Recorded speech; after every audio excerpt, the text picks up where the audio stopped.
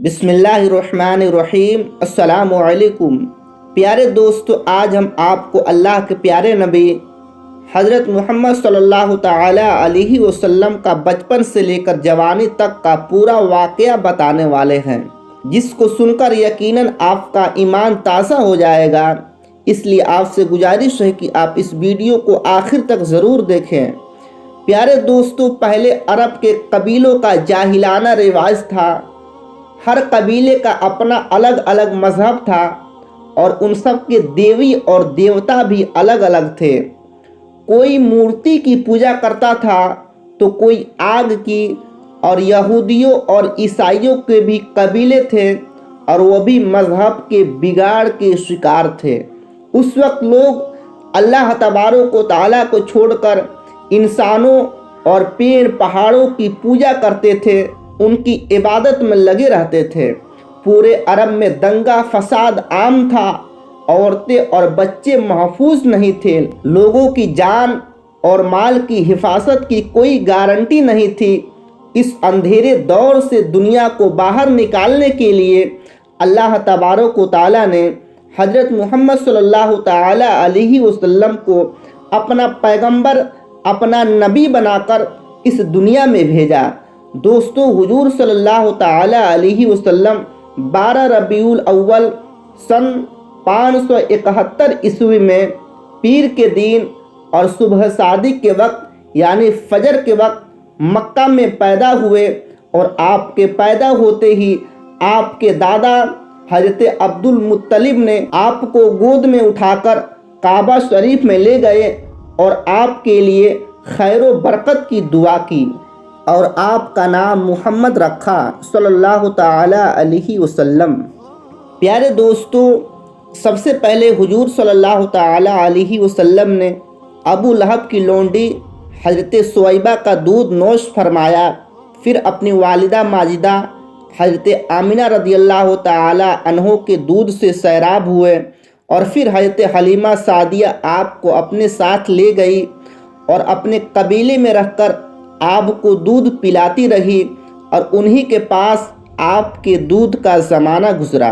दोस्तों, शुरफाए अरब की आदत थी कि वह अपने बच्चों को दूध पिलाने के लिए आसपास के देहातों में भेज देते थे कि देहात के साफ़ सुथरी आबो हवा में बच्चों की तंदुरुस्ती और जिस्मानी सेहत भी अच्छी हो जाती थी, और खालिस और फसीह अरबी ज़बान भी सीख जाते थे, क्योंकि शहर की ज़बान बाहर के आदमियों के मेल जूल की वजह से खालिस और फसीह बलीग ज़बान नहीं रहा करती थी। हज़रत हलीमा रदियल्लाहु ताला अन्हा का बयान है कि मैं बनी साद की औरतों के साथ दूध पीने वाले बच्चों की तलाश में मक्का को चली। उस साल अरब में बहुत ही सख्त काल पड़ा था। मेरी गोद में एक बच्चा था, मगर फ़क्र फाका की वजह से मेरी छातियों में इतना दूध नहीं था जो उसको काफ़ी हो सके। रात भर वह बच्चा भूख से तड़पता और रोता बिलबिलाता रहता था, और हम उसकी दिलजोई और दिलदारी के लिए तमाम रात बैठकर गुजारते थे। और एक ऊँटनी भी हमारे पास थी, मगर उसके भी दूध न था। मक्का मुकर्रमा के सफ़र में जिस खच्चर पर हम सवार थे वह भी इस कदर लागर और कमज़ोर था कि काफ़िले वालों के साथ न चल सकता था। मेरे साथी भी उससे तंग आ चुके थे। बड़ी बड़ी मुश्किलों से ये सफ़र तय हुआ। जब ये काफ़िला मक्का मुकर्रमा पहुंचा तो जो औरत हुजूर सल्लल्लाहु ताला अलैहि वसल्लम को देखती और ये सुनती कि ये बच्चा यतीम है, तो कोई औरत आपको लेने के लिए तैयार नहीं होती थी, क्योंकि बच्चे के यतीम होने के सबब ज़्यादा मालो इनाम मिलने की उम्मीद नहीं थी। इधर हज़रत हलीमा सादिया की किस्मत का सितारा सुरैया से ज़्यादा बुलंद और चाँद से ज़्यादा रोशन था।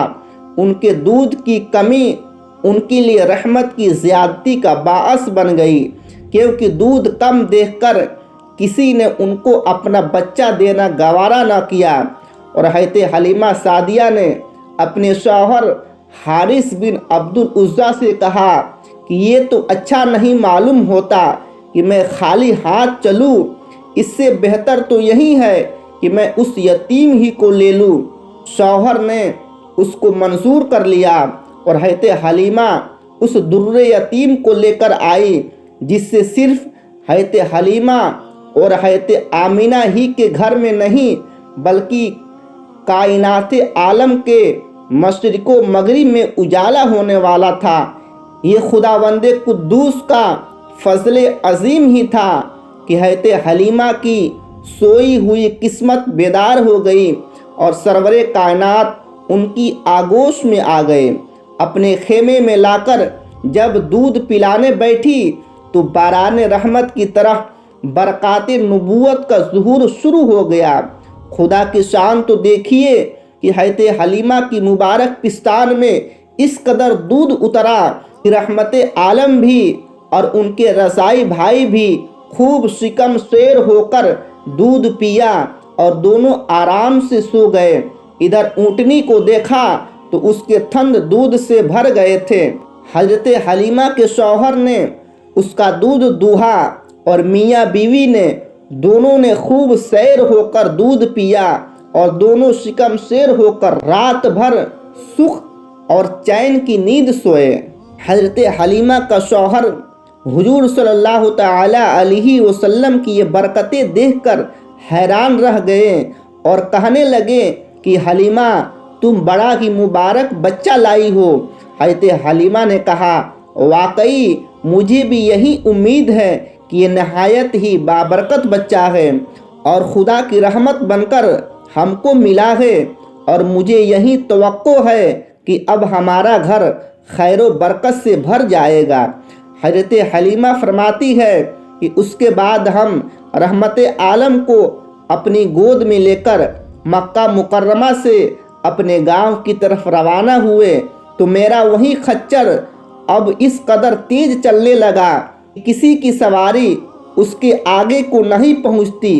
काफिले की औरत हैरान होकर मुझसे कहने लगी कि ऐ हलीमा, क्या ये वही खच्चर है जिस पर तुम सवार होकर आई थी या कोई दूसरा तेज रफ्तार खच्चर तुमने खरीद लिया है? अलगर्ज हम अपने घर पहुँचे, वहाँ सख्त कहत पड़ा हुआ था।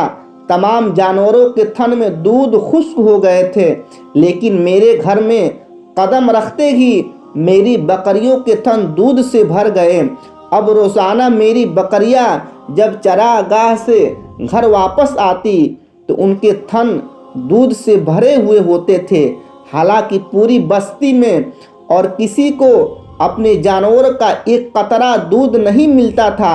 मेरे कबीले वालों ने अपने चरवाहों से कहा कि तुम लोग भी अपने जानवरों को उसी जगह चराओ जहां हलीमा की जानवर चरते हैं। चुनांचा सब लोग उसी चरागाह में अपने मवेशी चराने लगे जहां मेरी बकरियां चरती थी, मगर यहाँ तो चरागाह और जंगल का कोई अमल दखल नहीं था। ये तो रहमत आलम के बरक़ात नबूवत का फैज़ था, जिसको मैं और मेरे शौहर के सिवा मेरी कौम का कोई शख्स नहीं समझ सकता था।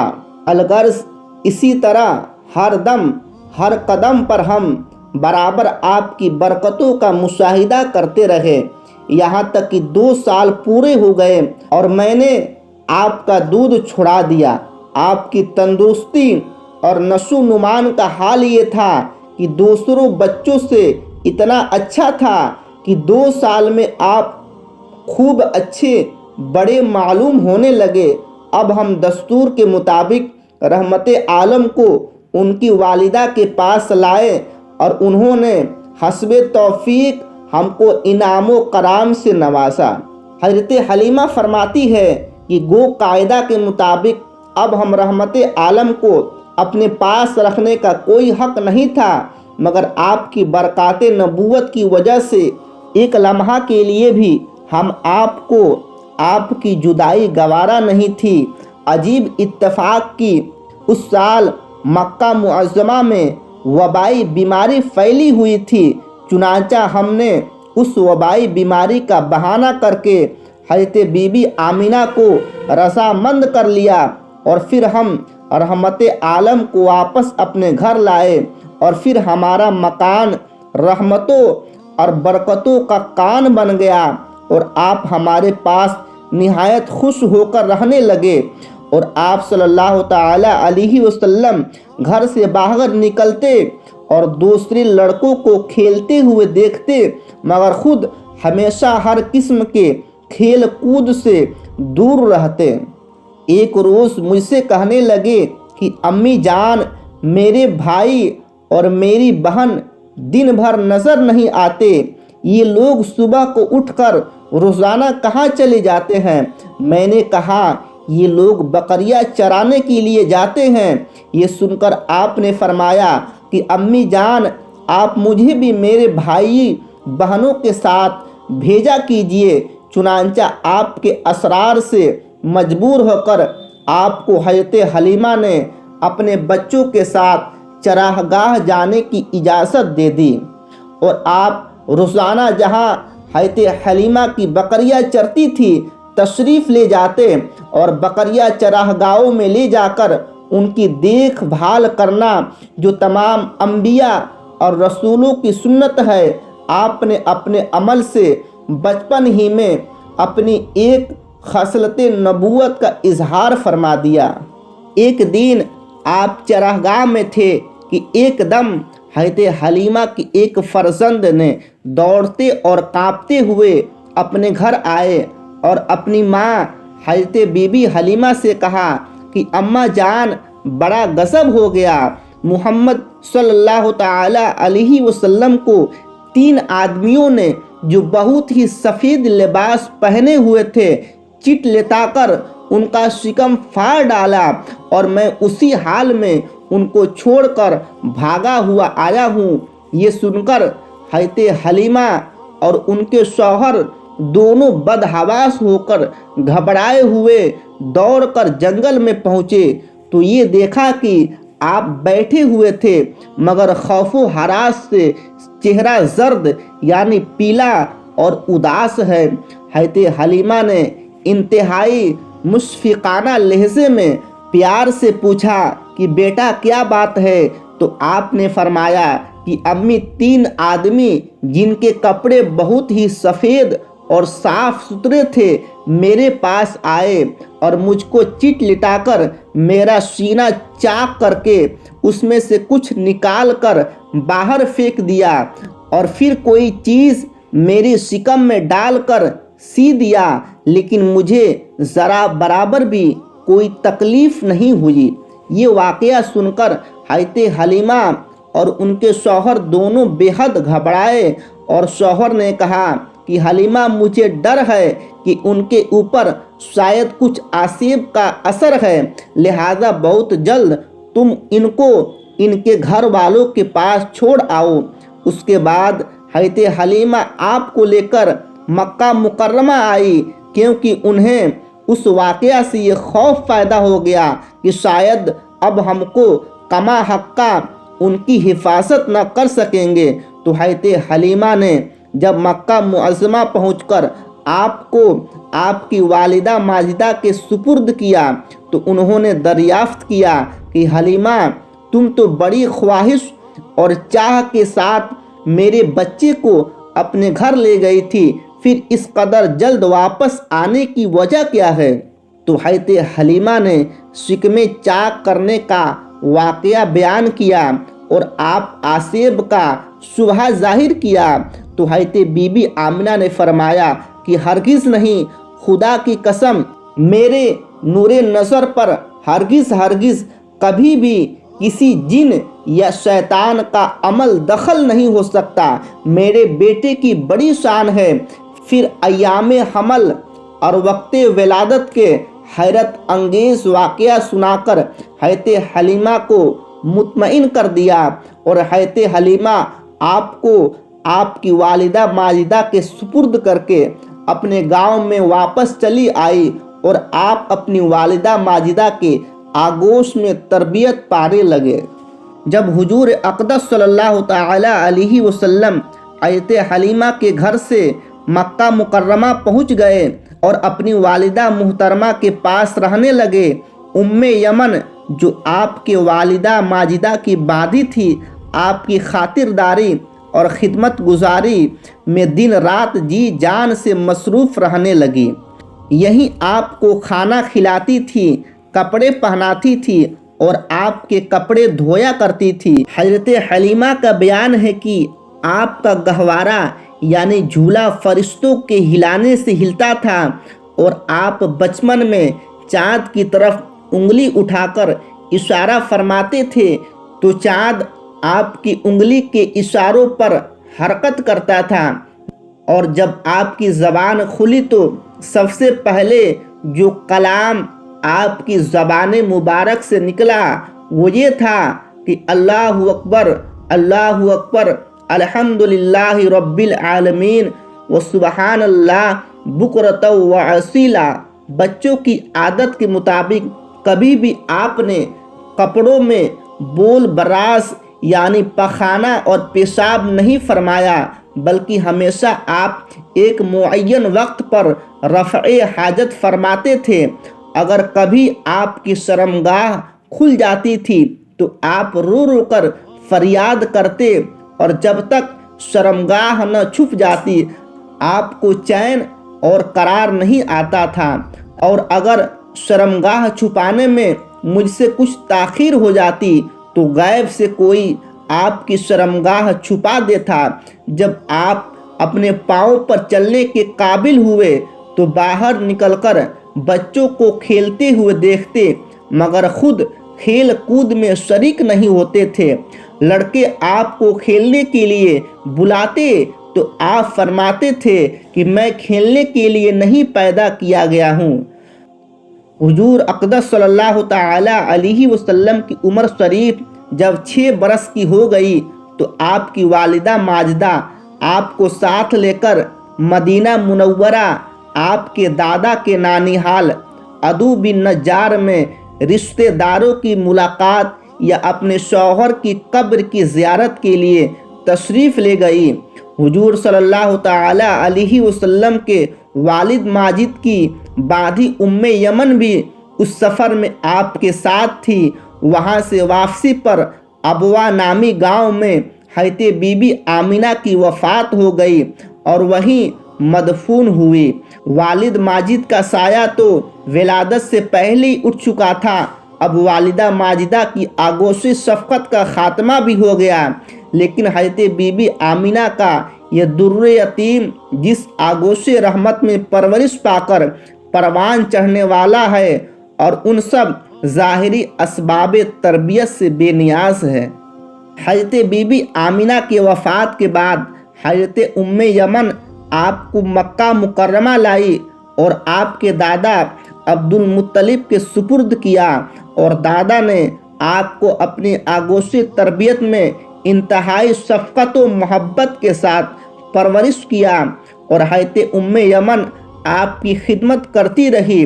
جب آپ کی عمر شریف 8 برس کی ہو گئی تو آپ کے دادا عبد المطلب کا بھی انتقال ہو گیا۔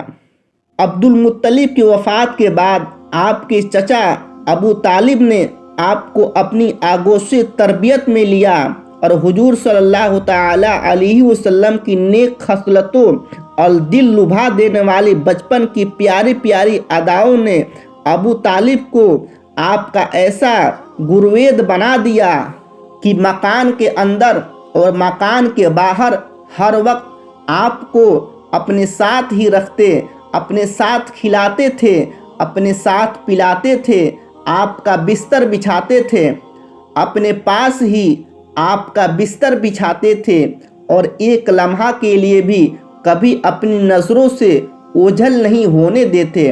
ابو طالب کا بیان ہے کہ میں نے کبھی بھی نہیں دیکھا کہ حضور صلی اللہ تعالی علیہ وسلم کسی وقت بھی کوئی جھوٹ بولے ہو، یا کبھی کسی کو دھوکہ دیا ہو، یا کبھی کسی کو کوئی ایذا پہنچائی ہو، اور بیہودہ لڑکوں کے پاس کھیلنے کے لیے گئے ہوں، یا کبھی کوئی خلاف تہذیب بات کی ہو۔ ہمیشہ انتہائی خوش اخلاق، نرم گفتار، بلند کردار اور اعلیٰ درجے کی پارسا اور پرہیزگار رہے۔ ایک مرتبہ ملک عرب میں انتہائی خوفناک قحط پڑ گیا۔ اہل مکہ نے بتوں سے فریاد کرنے کا ارادہ کیا، مگر ایک حسین و جمیل بوڑھے نے مکہ والوں سے کہا کہ اے اہل مکہ، ہمارے اندر ابو طالب موجود ہے جو بانی کعبہ حضرت ابراہیم علیہ السلام کی نسل سے ہیں اور کعبہ کے متولی اور سجادہ نشین بھی ہیں۔ ہمیں ان کے پاس چل کر دعا کی درخواست کرنی چاہیے۔ چنانچہ سردار عرب ابو طالب کی خدمت میں حاضر ہوئے اور فرمانے لگے اور فریاد کرنے لگے کہ اے ابو طالب، قحط کی آگ نے سارے عرب کو جھلسا کر رکھ دیا ہے۔ جانور گھاس پانے کے لیے ترس رہے ہیں اور انسان دانا پانی نہ ملنے سے تڑپ تڑپ کر دم توڑ رہے ہیں۔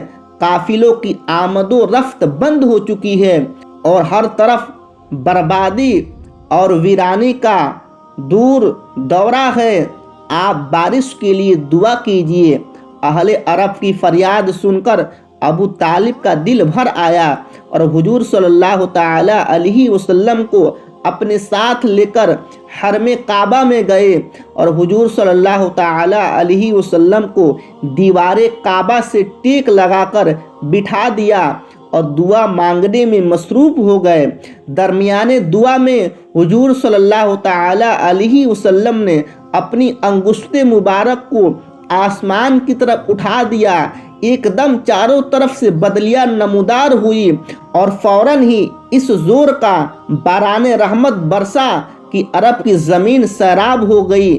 جنگلوں اور میدانوں میں ہر طرف پانی ہی پانی نظر آنے لگا۔ چٹیل میدانوں کی زمینیں سرسبز و شاداب ہو گئی۔ قحط دفع ہو گیا اور کال کٹ گیا اور سارا عرب خوشحال اور نہال ہو گیا۔ جب حضور صلی اللہ تعالی علیہ وسلم کی عمر شریف 12 برس کی ہوئی تو اس وقت ابو طالب نے تجارت کی غرض سے ملک شام کا سفر کیا۔ ابو طالب چونکہ حضور علیہ السلام سے بہت ہی والہانہ محبت تھی، اس لیے وہ آپ کو بھی اس سفر میں اپنے ساتھ لے گئے اور حضور اقدس صلی اللہ تعالی علیہ وسلم نے اعلان نبوت سے پہلے 3 بار تجارتی سفر فرمایا۔ 2 مرتبہ ملک شام گئے اور 1 بار یمن تشریف لے گئے۔ یہ ملک شام کا پہلا سفر ہے۔ اس سفر کے دوران بصرہ میں بحیرہ راہب یعنی عیسائی سادھو کے پاس آپ کا قیام ہوا۔ آپ وہیں پر ٹھہرے۔ اس نے تورات و انجیل میں بیان کی ہوئی نبی آخر الزماں کی نشانیوں سے آپ کو دیکھتے ہی پہچان لیا اور بہت ہی عقیدت اور احترام کے ساتھ اس نے آپ کے قافلے والوں کی دعوت کی اور ابو طالب سے کہا کہ یہ سارے جہان کے سردار اور رب العالمین کے رسول ہیں جن کو خدا نے رحمت للعالمین بنا کر بھیجا ہے۔ میں نے دیکھا ہے کہ شجر و حجر ان کو سجدہ کرتے ہیں اور ان کے دونوں شانوں کے درمیان مہر نبوت ہے، اس لیے تمہارے اور ان کے حق میں بہتر یہی ہوگا کہ اب تم ان کو لے کر آگے نہ جاؤ، اپنا مال تجارت یہیں فروخت کر کے بہت جلد مکہ چلے جاؤ، کیونکہ ملک شام میں یہودی لوگ ان کے بہت بڑے دشمن ہیں۔ وہاں پہنچتے ہی وہ لوگ ان کو شہید کر ڈالیں گے۔ بحیرہ راہب کے کہنے کے مطابق ابو طالب کو خطرہ محسوس ہونے لگا، چنانچہ انہوں نے وہیں اپنی تجارت کا مال فروخت کر دیا اور بہت جلد حضور صلی اللہ تعالی علیہ وسلم کو اپنے ساتھ لے کر مکہ مکرمہ واپس آ گئے۔ جب آپ کی عمر شریف تقریباً 25 سال کی ہوئی تو آپ کی امانت و صداقت کا چرچا دور دور تک پہنچ چکا تھا۔ حضرت خدیجہ رضی اللہ تعالی عنہا مکہ مکرمہ کی ایک بہت ہی مالدار عورت تھی۔ ان کے شوہر کا انتقال ہو چکا تھا اور ان کو ضرورت تھی کہ کوئی امانت دار آدمی مل جائے تو اس کے ساتھ اپنی تجارت کا مال و سامان ملک شام بھیجے۔ چنانچہ ان کی نظر انتخاب نے اس کام کے لیے حضور صلی اللہ تعالی علیہ وسلم کو منتخب کیا اور کہلا بھیجا کہ آپ میرا مال تجارت کے لیے ملک شام لے جائیں، اور جو معاوضہ میں دوسروں کو دیتی ہوں آپ کی امانت و دیانت داری کی بنا پر میں آپ کو اس کا 2 گنا دوں گی۔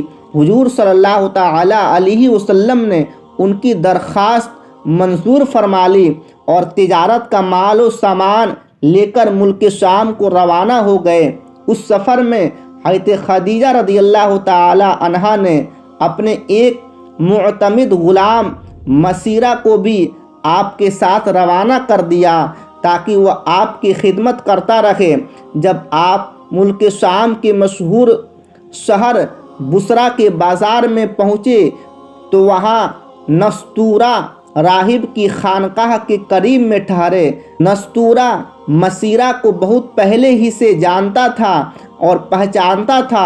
حضور صلی اللہ تعالی علیہ وسلم کی صورت دیکھتے ہی نستورہ مسیرہ کے پاس آیا اور دریافت کیا کہ اے مسیرہ، یہ کون شخص ہے جو اس درخت کے نیچے اتر پڑے ہیں؟ مسیرہ نے جواب دیا کہ یہ مکہ کے رہنے والے ہیں اور خاندان بنو ہاشم کے چشم و چراغ ہے۔ ان کا نام نامی محمد اور لقب امین ہے۔ نستورہ نے کہا کہ سوائے نبی کے اس درخت کے نیچے آج تک کبھی کوئی نہیں اترا، اس لیے مجھے یقین کامل ہے کہ نبی آخر الزماں یہی ہے، کیونکہ آخری نبی کی تمام نشانیوں میں سے جو میں نے تورات و انجیل میں پڑھی ہے وہ سب میں ان میں دیکھ رہا ہوں۔ کاش میں اس وقت تک زندہ ہوتا جب یہ اپنی نبوت کا اعلان کریں گے تو میں ان کی بھرپور مدد کرتا اور پوری جان نثاری کے ساتھ ان کی خدمت گزاری میں اپنی تمام عمر گزار دیتا۔ اے مسیرہ، میں تم کو نصیحت اور وصیت کرتا ہوں کہ خبردار ایک لمحہ کے لیے بھی تم ان سے جدا نہ ہونا اور انتہائی خلوص و عقیدت کے ساتھ ان کی خدمت کرتے رہنا، کیونکہ اللہ تبارک و تعالیٰ نے ان کو خاتم النبیین ہونے کا شرف عطا فرمایا ہے۔ حضور صلی اللہ تعالی علیہ وسلم بصرہ کے بازار میں بہت جلد تجارت کا مال فروخت کر کے مکہ مکرمہ واپس آ گئے۔ واپسی میں جب آپ کا قافلہ شہر مکہ میں داخل ہونے لگا تو حضرت بی بی خدیجہ رضی اللہ تعالی عنہا ایک بالا خانہ پر بیٹھی ہوئی قافلہ کی آمد کا منظر دیکھ رہی تھی۔ جب ان کی نظر حضور علیہ الصلاۃ والسلام پر پڑی تو انہیں ایسا نظر آیا کہ 2 فرشتے آپ کے سر پر دھوپ سے سایہ کیے ہوئے ہیں۔ جب حضرت خدیجہ رضی اللہ تعالی عنہا کے قلب پر اس نورانی منظر کا ایک خاص اثر ہوا اور وہ فرط عقیدت سے انتہائی والہانہ محبت کے ساتھ یہ حسین جلوہ دیکھتی رہی، پھر اپنے غلام مسیرہ سے انہوں نے کئی دن کے بعد اس کا ذکر کیا تو مسیرہ نے بتایا، میں تو پورے سفر میں یہی منظر دیکھ رہا ہوں اور اس کے علاوہ میں نے بہت سی عجیب و غریب باتوں کا مشاہدہ کیا ہے۔ پھر مسیرہ نے نستورہ راہب کی گفتگو اور اس کی عقیدت و محبت کا تذکرہ بھی کیا۔ یہ سن کر حضرت بی بی خدیجہ رضی اللہ تعالی عنہا کو آپ سے بے پناہ قلبی تعلق اور بے حد عقیدت و محبت ہو گئی، یہاں تک کہ ان کا دل جھک گیا کہ انہیں آپ سے نکاح کی رغبت ہو گئی۔ حضرت بی بی خدیجہ رضی اللہ تعالی عنہا مال و دولت کے ساتھ انتہائی شریف اور عفت مآب خاتون تھی۔ اہل مکہ ان کی پاک دامنی اور پارسائی کی وجہ سے ان کو طاہرہ یعنی پاک باز کہا کرتے تھے۔ ان کی عمر 40 سال کی ہو چکی تھی۔ پہلا ان کا نکاح ابو حالہ بن زرارہ تمیمی سے ہوا تھا اور ان سے 2 لڑکے ہند بن ابو حالہ اور حالہ بن ابو حالہ پیدا ہو چکے تھے۔ फिर अबू हाला के इंतकाल के बाद हज़रत खदीजा रदी अल्लाह ताला अन्हा ने दूसरा निकाह अतीक बिन आबिद मखजूमी से किया। उनसे भी 2 औलाद हुई, एक लड़का अब्दुल्ला बिन अतीक और एक लड़की हिंदा बिन्त अतीक। हज़रत खदीजा रदी अल्लाह ताला अन्हा के दूसरे शौहर अतीक का भी इंतकाल हो चुका था, तो बड़े बड़े सरदारान कुरैश उनके साथ अक़दे निकाह के ख्वाहिशमंद थे। लेकिन हज़रत खदीजा रदी अल्लाह ताला अन्हा ने सबके पैगामों को ठुकरा दिया, मगर हुजूर अक़दस सल्लल्लाहु ताला अलैहि वसल्लम के पैगम्बराना अखलाक़ व आदात को देखकर, आपके हैरत अंगेज़ हालात को सुनकर, यहाँ तक कि उनका दिल आपकी तरफ माइल हो गया और ख़ुद ब खुद उनके क़ल्ब में, उनके दिल में आपसे निकाह की रग़बत पैदा हो गई। हज़रत खदीजा रदी अल्लाह ताला अन्हा तो बड़े बड़े मालदारों और शहर मक्का के सरदारों के पैगामों को रद्द कर चुकी थी और ये तय कर चुकी थी कि अब 40 बरस की उम्र में तीसरा निकाह नहीं करूँगी। लेकिन खुद ही हुजूर सल्लल्लाहु ताला अलैहि वसल्लम की फूफी हज़रत सफ़िया को बुलाया और उनसे हुजूर सल्लल्लाहु ताला अलैहि वसल्लम के कुछ ज़ाती हालात के बारे में मज़ीद मालूमात हासिल की। फिर नफीसा बिन्त उमैया के ज़रिए खुद ही हुजूर अलैहिस्सलातु वस्सलाम के पास निकाह का पैगाम भेजा।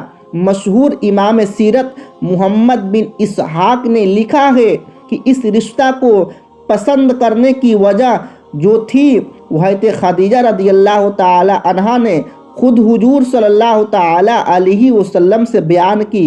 वह खुद फरमाती है कि मैंने आपके अच्छे अखलाक और आपकी सच्चाई की वजह से आपको पसंद किया। हुजूर सल्लल्लाहु ताला अलैहि वसल्लम के पास जब ये रिश्ता पहुंचा तो हुजूर सल्लल्लाहु ताला अलैहि वसल्लम ने उस रिश्ता को अपने चचा अबू तालिब और ख़ानदान के दूसरे बड़े बूढ़ों के सामने पेश फरमाया। भला हज़रत खदीजा जैसी पाक दामन, शरीफ, अक्लमंद और मालदार औरत से शादी करने को कौन न कहता। सारे ख़ानदान वालों ने निहायत खुशी के साथ इस रिश्ते को मंजूर कर लिया और निकाह की तारीख मुकर्रर हुई।